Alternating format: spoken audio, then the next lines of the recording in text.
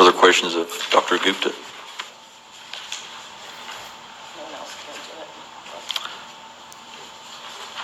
Vice Chair Frich.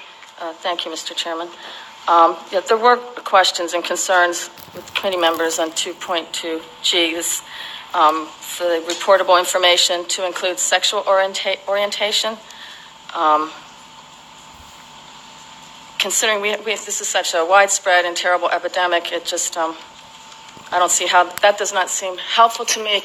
I've known a lot of drug addicts, and I know that they'll do anything in order to pay so that they don't go into withdrawal. And I don't know, even if someone does have a sexual orientation at the time, it could be only because of the addiction. And I also don't know how the people that are required to report information would even be able to obtain such information, and why it's important, and how it would even help in policy making.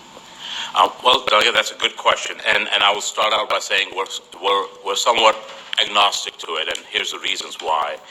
There are cases and arguments to be made either way.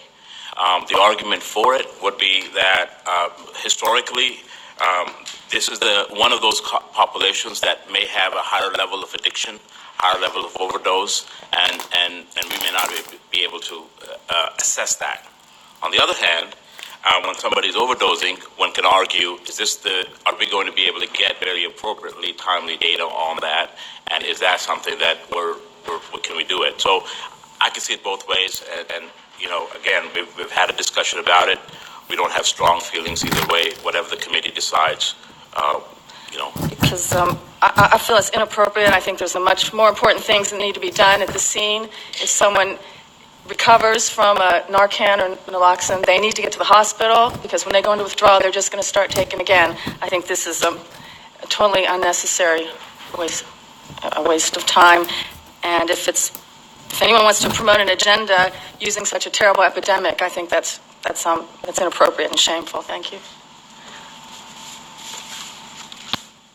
Further questions of Dr. Gupta?